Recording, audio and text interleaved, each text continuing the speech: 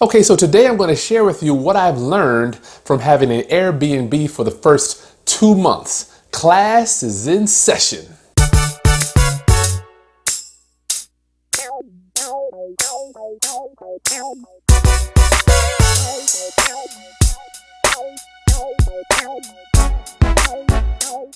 All right, class, it's Chris Haskins with the realestateroundup.com. My mission, my ministry is to raise your financial literacy through real estate investing and entrepreneurship. We are almost at 25,000 subs, almost at 25,000 subscribers, and we're approaching 2 million views. I'm excited that you give me the opportunity to pour into your financial life, into your real estate life. Thank you. I am grateful. I'm grateful. Today, I not only want to show you what to do, but I want to show you what I personally do. I'm going to share with you, I'm going to take you in the back office of my Airbnb login stuff. You can see the numbers. I'm going to show you how much we made, how many days were booked, and how many days are booked in the future. I've only been doing Airbnb for 2 months. I'm going to share with you a few things that I've learned. Let me see. 1, 2, 3, 4, 5. 5 things that I've learned from being on Airbnb for 2 months. These are crucial things. But before we get to what I've learned, let me show you exactly how the numbers have been broken down over the last 2 months, how much we made, and the amount of days that we have been booked. Let's take a look at that. All right, class, so you can go here to your let's go to I'm in my back office now. I'll show you my ratings here. I'm at a 4.5. A brother's at a 4.5, which is cool, I guess. See my ratings down here. Somebody gave me a 3-star. Let's see what people are saying about me. The house is cozy and local to everything in the area. All right. Our only complaint would be how hot it was. Yeah, I think we had a heat problem that weekend. All right, they gave me all 5s. Host, cancel this reservation. Yeah, I canceled that one. Neighborhood was quiet, so everybody's. Oh man, there wasn't any soap, but dish soap. We had to buy our own soap, but it was no problem. She gave me a 3. I do have a lockbox on the front door. They can go in. Chris' home was beautiful. The bedrooms were huge, and the living room was spacious. So here you can see the feedback people are giving you. That will allow you to craft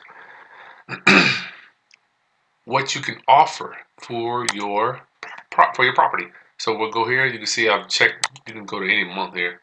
Remember, we started in October, so I only had 2 weeks in October. Now this is a 2-bedroom, 2-bath. Okay, class. Let's go here first. Let's look at my. Can I move this over? No thanks.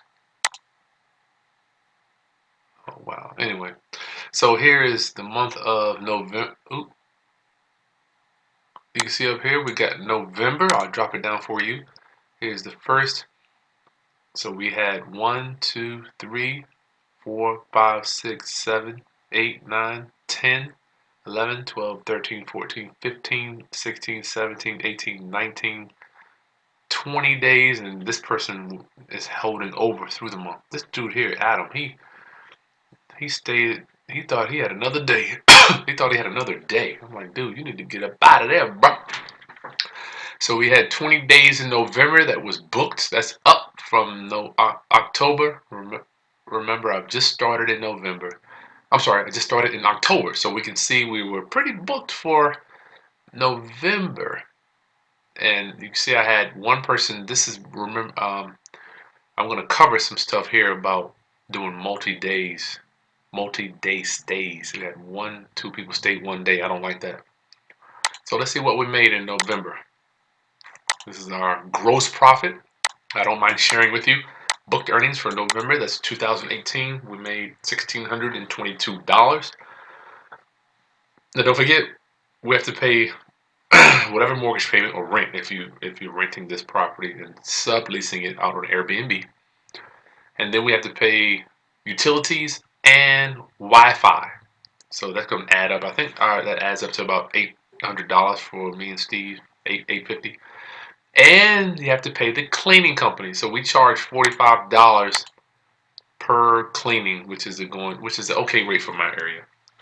I probably will be changing it to $50 soon, but so we have to take that $45 out, and that's per stay. So this, how many stays? Let's see how many stays I had. 1, 2, 3, 4, 5, 6, 7, 8. So I had 8 stays. 8 stays. That's 8 stays times $40. I think I was charging 40 back in November. I'm charging 45 now, with 40 times 8. What's that? 40 times 8? $320. So that's 622 minus 320. So we made $1,300 minus 8. What is that? 13, 12, 11, 10, 9. So we made $500, you know. So that ain't too bad for a 2-bedroom property. You know, ain't too bad.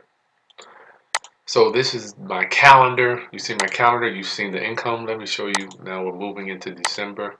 We got 1,700 for December. So it's not too bad. Not too bad.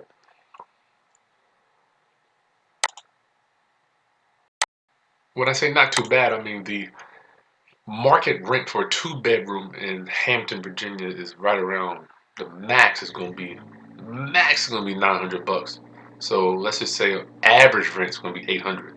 So when I say not too bad, I'm like we're almost clearing $800 more than the average rental on a 2-bedroom. So let's presume a 3-bedroom, you're going to get even more.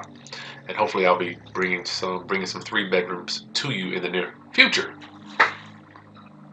Now that you have seen exactly the amount of money that comes in, and this is a 2-bedroom townhouse, right? No way we would have been able to make this amount of money on a 2-bedroom. I think it's really cool. It's amazing how the times have changed. And if you haven't, I made a video when I was first setting up the Airbnb. So just go back. As a matter of fact, I'll put it in the link in the description of this video. You can go back and take a look at that one when I first set it up. Really cool. So the things that I've learned, 5 things I've learned from, make sure I do it right. I'm telling you, when you're in front of this board, things look a lot different than when you're looking on the camera. 5 things that I've learned from doing an Airbnb. First thing I learned, very crucial. Please pay attention here. This is going to help you make money. Let me show you. I want to help you make money. Okay, we want to offer Okay, this pen is dead. Should have checked that, right? Should have checked that one before I started the video. But we do what we can. Multi-days. We'll put an S here.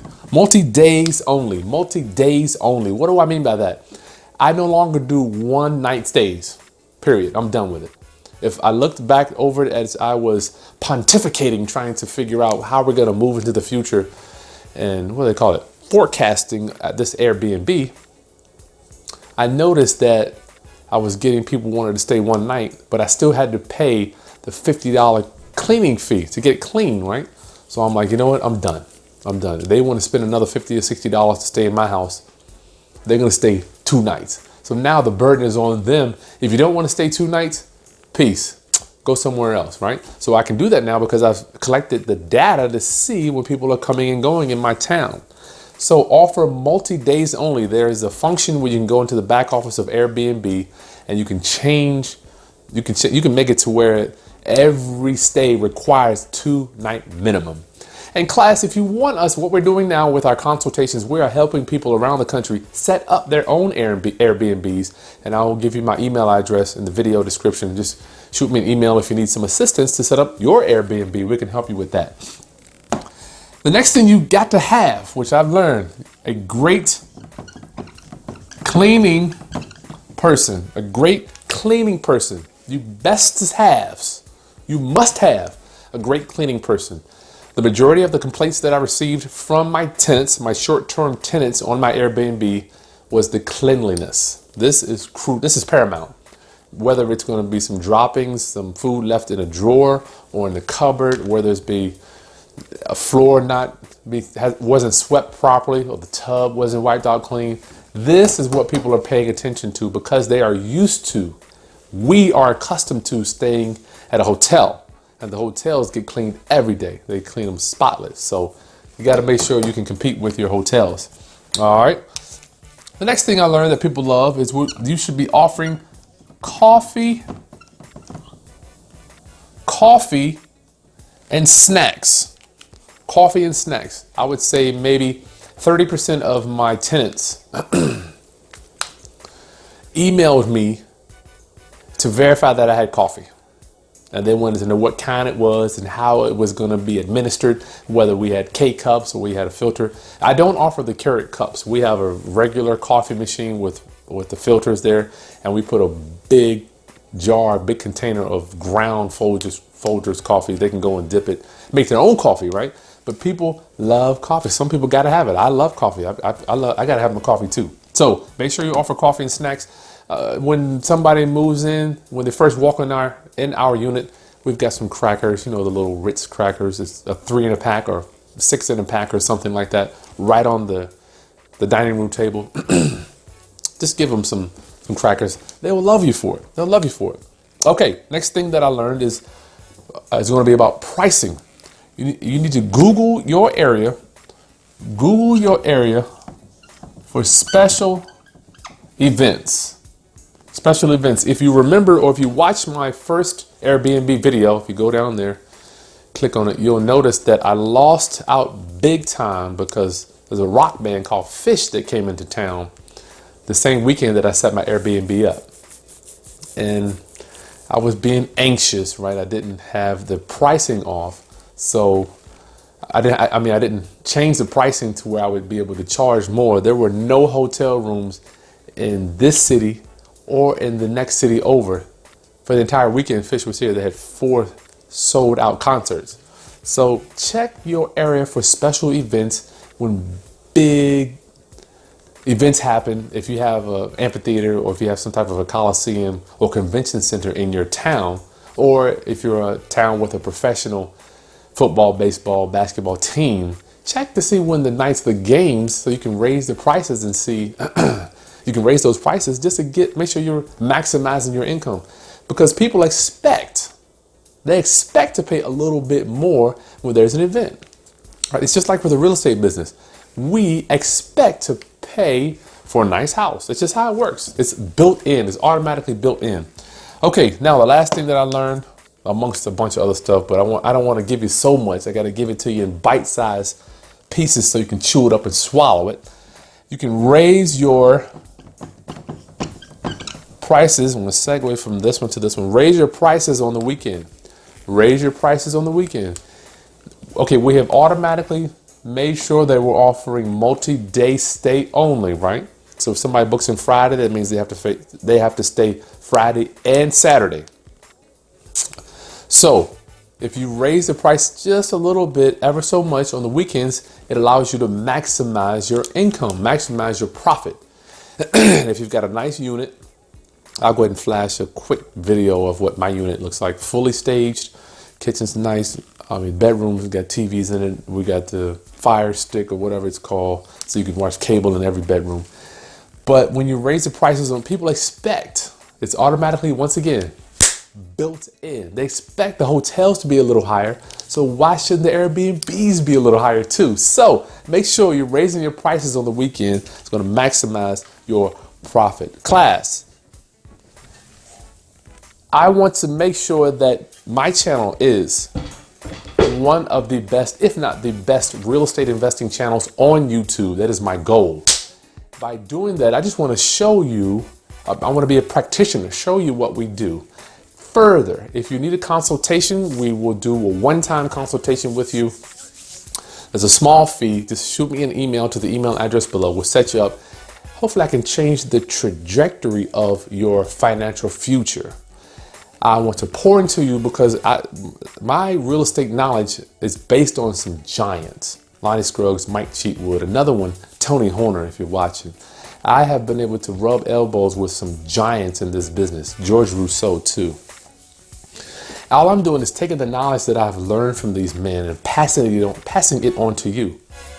So that allows me to have my rental incomes, and that gives me the financial stability to stand in front of this camera every day and talk to you. And I just want to pour into you so that you can have some stability in your life as well. Please subscribe to my channel, like the content, share with any other investor you think might benefit from this information. And lastly, please comment on whether you liked it, hated it. What do you think I can do to do better at serving you, serving my community? Chris Haskins, realestateroundup.com. See you next time. And remember, you're only one lead away from your next house. Peace.